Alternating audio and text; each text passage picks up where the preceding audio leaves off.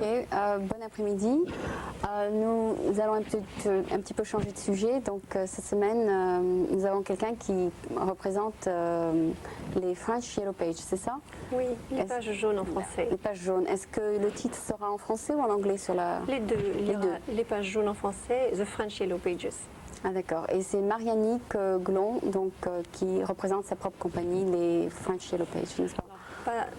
Pas nécessairement ma propre compagnie, je représente une compagnie qui a déjà existé avant, qui a initié ce projet à Los Angeles, qui s'appelle CMPS Marketing, qui est incorporé, et qui a débuté ce projet il y a quelques mois suite à quelques... Donc vous n'êtes pas la personne qui a commencé le projet? Je suis la représentante du projet sur la région de San Francisco, cependant. Il n'y avait rien qui se passait dans la région de San Francisco. Après quelques appels pour savoir ce qui se passait là-bas, disons après quelques appels, après 10 minutes d'échange là-bas avec la compagnie CMPS Marketing, nous avons décidé de continuer le projet sur San Francisco. Ils ont eu beaucoup de succès, très grand enthousiasme là-bas s'est révélé parmi la communauté francophone suite à la mise en place. Est-ce qu'il y a plus de compagnies à Los Angeles qu'ici? Certainement, il y a beaucoup plus de compagnies parce que la communauté francophone est déjà plus large. Ils ont... Et aussi, c'est 10 millions d'habitants, ici c'est que 2 millions, n'est-ce pas, sur la baie? Oui, un petit peu plus je pense.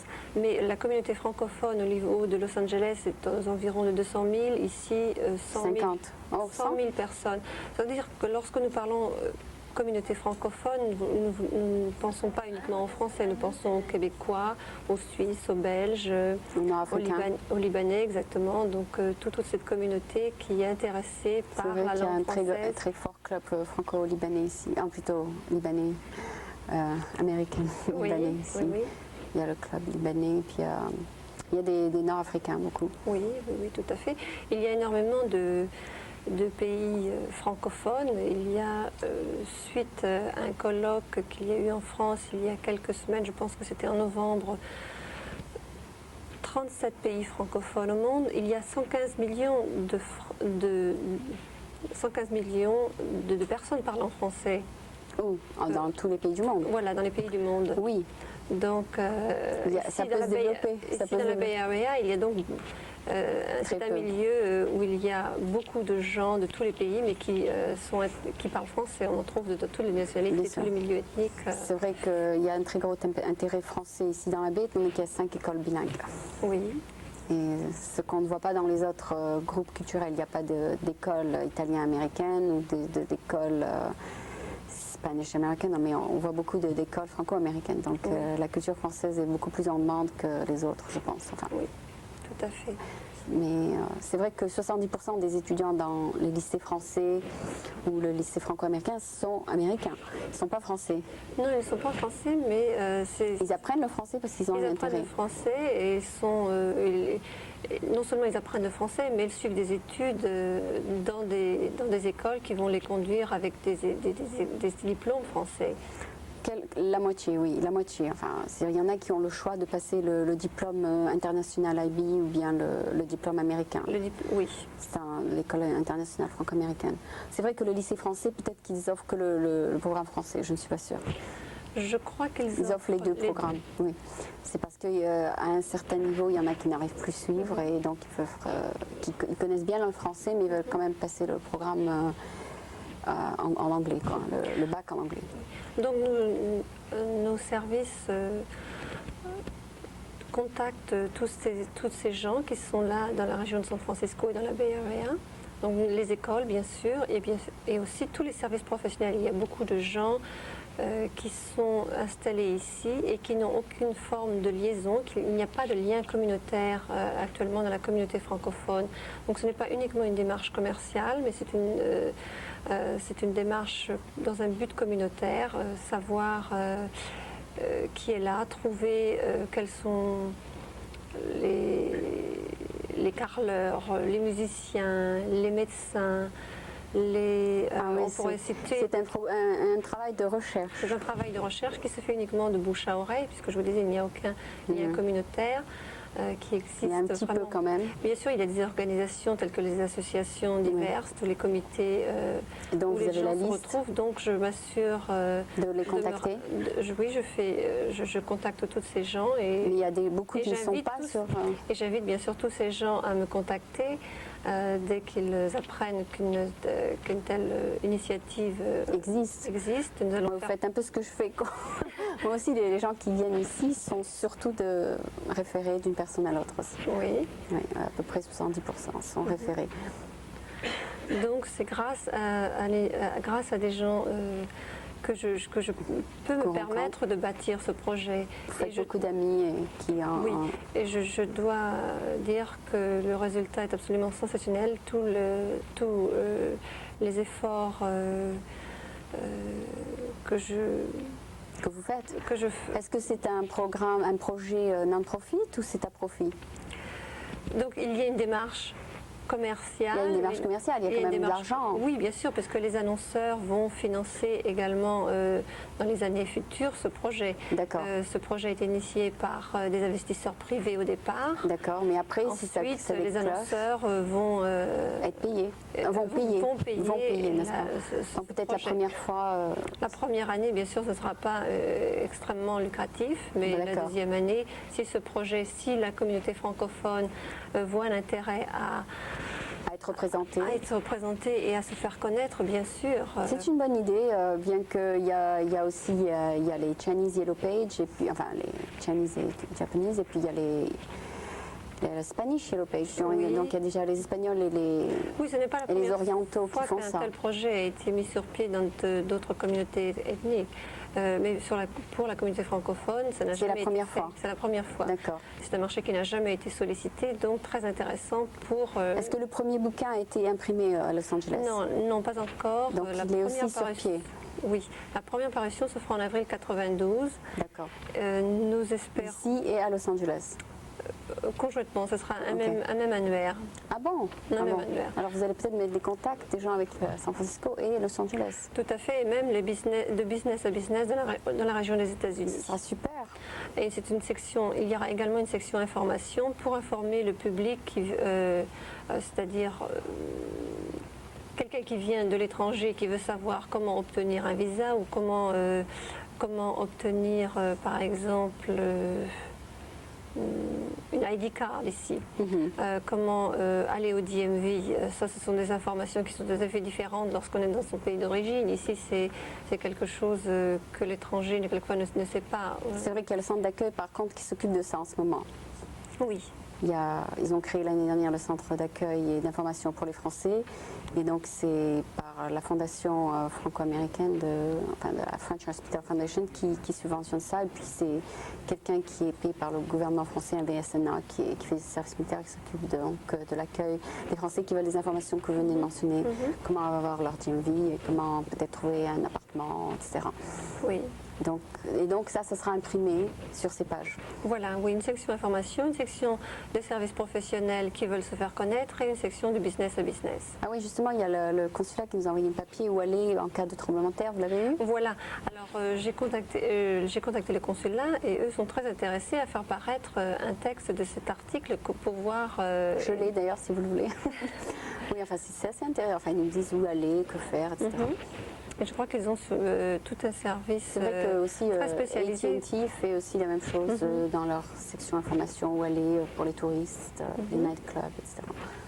Oui, ce serait bien pour les touristes français où aller peut-être quand ils arrivent ici, peut-être les référer à des restaurants français. Des restaurants français, des boulangeries, des pâtisseries, bien sûr, mais il ne faut pas regarder uniquement aux talents culinaires que les Français ont établis ici dans la Bay Area. Il y a je pense que tous les corps de métier sont représentés.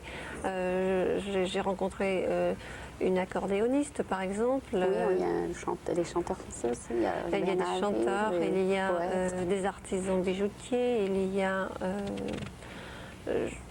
absolument. Il y a un peu de tout, bien sûr. Un peu de tout. Parce qu'il y a quand même pas mal de Français. Et puis ils vont, ils viennent, quoi. Ça change chaque année, donc vous aurez toujours des nouveaux clients. Exactement. Ça ne sera pas toujours figé aux mêmes personnes. Enfin, ça changera beaucoup. C'est très intéressant comme projet parce que les gens qui viennent de l'étranger, généralement, sont venus ici pour faire du business, pour faire des affaires. Pour se faire connaître. Pour se faire connaître, mais aussi pour faire des affaires. Donc, ne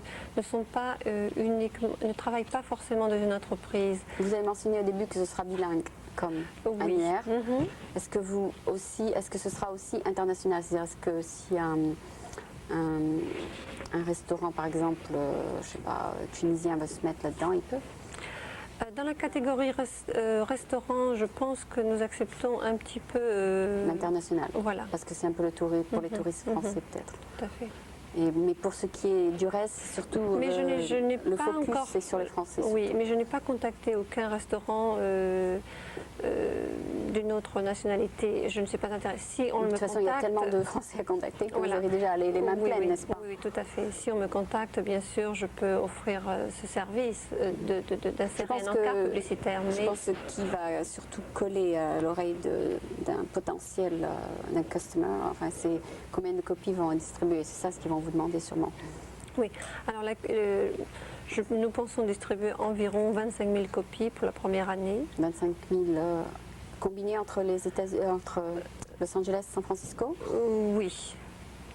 25 000, donc ça ne va pas couvrir toutes les maisons. Ça ne va pas couvrir tout le monde. Mais ça va couvrir les business. Ça va couvrir les business, nous allons distribuer beaucoup d'annuaires dans les consulats.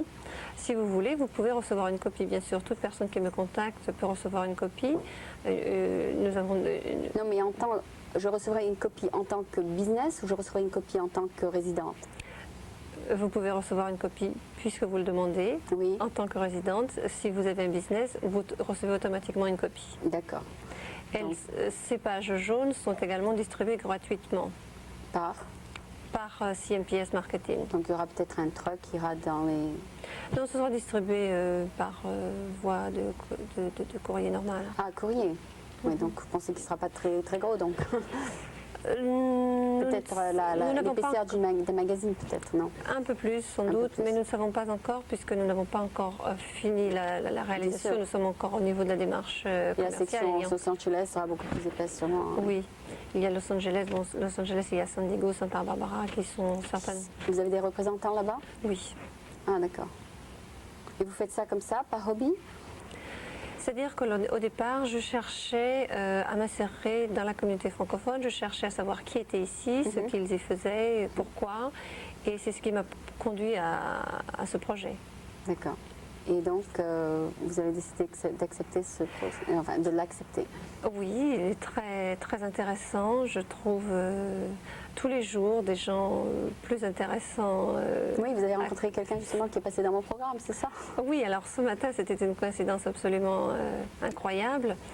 J'avais rendez-vous avec le directeur de l'Alliance française, Alain Marquer, et ensuite je voyais quelqu'un au consulat, le directeur de la chancellerie. Nous sommes allés au restaurant et là nous avons rencontré à nouveau M. Marquer qui déjeunait avec M. Thiel de l'école Weller. Et c'est ainsi que je lui ai demandé, mais vous avez une présentation à 5 heures avec Aline. Et il m'a dit oui, donc nous avons échangé brièvement nos cartes de visite et voilà. Donc la communauté francophone, elle est là, elle est présente, elle existe. Il suffit quelquefois d'ouvrir l'oreille. De se retrouver. Tout à fait. C'est vrai que si on ne fait pas un effort, on peut rencontrer personne, mais si on appelle et on essaye, on trouve. Oui, tout à fait. Auparavant, je ne m'intéressais pas à cette... Est-ce que vous aurez le droit d'avoir accès aux personnes immatriculées au consulat? Non, c'est très difficile parce que c'est protégé administrativement. Il y a des lois très spéciales qui ne permettent pas l'accès à ces listes avec le consulat français. Je ne sais pas encore... Non, mais c'est-à-dire pour faire votre mailing aux familles françaises. Mais nous avons des moyens différents d'accéder à la communauté française qui se trouve ici. Il y a d'autres organisations. C'est vrai qu'il y a les directories des écoles déjà.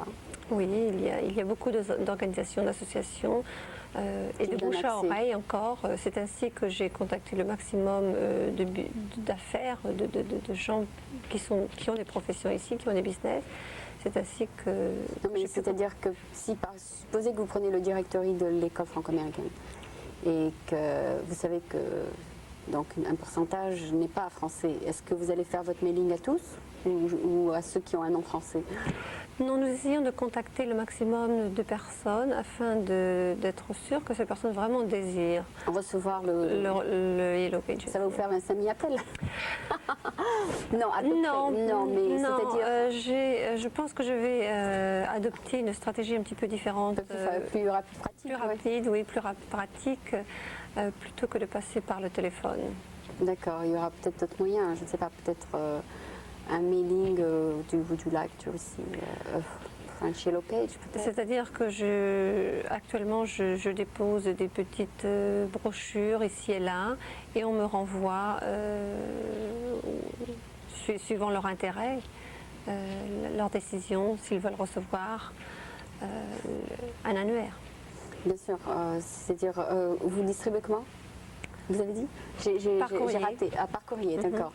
Mais étant donné que si une famille américaine envoie leur enfant dans une école française, peut-être que ça les intéresserait de faire du business avec des Français aussi qui sont autres que des écoles. Tout à fait. Donc, il pourrait peut-être aider des personnes qui pourraient peut-être recevoir votre Yellow Page. Francophone, francophile. Voilà, de francophone, francophile, voilà, c'est ça. Bon, ben oui, d'accord. Et donc ce Yellow Page, est-ce qu'il ira un peu plus loin que Los Angeles ou San Francisco? Il y aura un effort de l'envoyer quelque part d'autre? Oui, pour toute personne qui le désire. Nous avons déjà à Los Angeles beaucoup d'appels de la région de New York, Miami, Louisiane, qui veulent que nous continuions ce projet l'année prochaine, parce que nous ne pouvons pas le réaliser. Tout en un an, bien sûr. C'est vrai que, par exemple, la Chambre de commerce est dans toutes les villes, parce que ça fait tellement d'années qu'ils sont là, mais on commence par 2 villes, c'est déjà beaucoup. C'est déjà un gros projet, je veux dire. Donc, vous, votre travail, c'est d'appeler... C'est de rassembler tous les services professionnels ici présents, de les mettre dans un annuaire qui est comme un livre de référence pour la communauté francophone ici et qui veut savoir, qui veut connaître quelqu'un, un carreleur français ou encore un avocat français, un médecin français qui veut savoir... lorsqu'ils arrivent au pays, en Californie, comment se renseigner plus facilement dans leur langue natale. D'accord. Mais est-ce qu'il y aura une description justement du service? Bien sûr, toute personne qui passe... Ou bien ce sera juste une ligne toute personne qui passe un encart publicitaire peut décider du choix de l'encart publicitaire. Elle peut décider de passer uniquement son nom et adresse avec une brève description, quelques caractères, un petit slogan. Mais alors comment vous allez le décider business. Qui aura plus de place que l'autre? Mais c'est au choix du client, c'est-à-dire que nous avons différentes tailles. Si par exemple je viens vous voir, je dis je veux toute une page, vous me dites oui? Alors bien parce sûr. Que le papier ça coûte. Et oui, alors il y a différents tarifs publicitaires. Ah donc là c'est le tarif, d'accord. Mais la première fois vous avez dit qu'on peut rentrer gratuitement, donc la première fois quel est l'espace que vous donnez? Non, rentrer gratuitement personne n'y peut, à part bien sûr toutes les associations à but non lucratif. Je les invite à se faire connaître. D'accord. Mais ils auront droit à combien d'espace? Leur nom et adresse, savoir qu'ils existent, leur numéro de téléphone. Mais pas ce qu'ils font. Une association, prenons les Alliances françaises. Oui, l'Alliance française elle fait quelque chose de différent que l'Association démocratique des Français à l'étranger. Donc il faut que vous dites aux gens ce qu'ils font. Oui, mais les gens peuvent utiliser leur téléphone. Leur téléphone a un peu de curiosité pour savoir un petit peu ce que ces associations ou comités font. Oui, c'est eux qui devraient faire le travail de recherche pour vous. Peut-être qu'il est possible que dans la section information, nous allons parler un peu plus de ce que font... une association, par exemple, démocratique des Français à l'étranger. Oui. Bon, ces gens-là sont là pour vous aider à vous représenter en France, pour les bourses, quelques lignes pour indiquer... Ça n'a pas encore été décidé, en d'autres mots. Si, ça a été décidé au niveau de Los Angeles, au niveau de San Francisco. Je ne sais pas encore exactement comment, puisque les mêmes organisations existent à Los Angeles. Dans les deux, bien sûr. L'association démocratique est dans les 2 villes, etc. Moi, je ne suis pas à Los Angeles. Bon, mais alors, donc, si elles sont dans les deux villes, elles auront donc leur nom dans la ville section San Francisco. Il y a une section tout à fait à part, une section Los Angeles et une section San Francisco. Donc, leurs noms sont répétés 2 fois. Oui. Est-ce que le Crédit Agricole est toujours à Los Angeles, ils avaient ouvert un tout petit Le bureau. Crédit Agricole est toujours à Los Angeles, mais également à San Francisco. Il est à San Francisco d'abord, Oui. mais ils avaient ouvert aussi une petite succursale à Los Angeles. Est-ce que ça Je, c'est toujours ouvert? je ne me suis pas occupée des clients sur Los Angeles. Ah, d'accord. Quelquefois, je leur réfère des clients, puisqu'ici, ils ont quelquefois l'agence, ils ont une filiale ici à Los Angeles. Mais Oui, enfin, Jacques Tulipe, le représentant, était passé, il m'avait dit qu'ils allaient ouvrir à Los Angeles. Je me demandais si ça a eu du succès ou pas. C'est pour ça.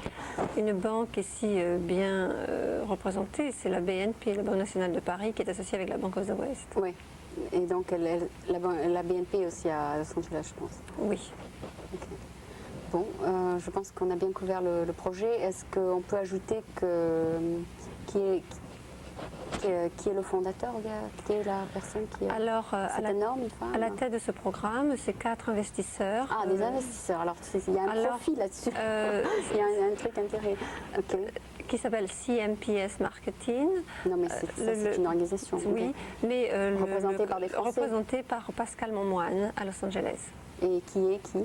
Alors Pascal Monmoine est à la tête de ce projet. C'est lui qui s'occupe... Est-ce qu'il est directeur de banque?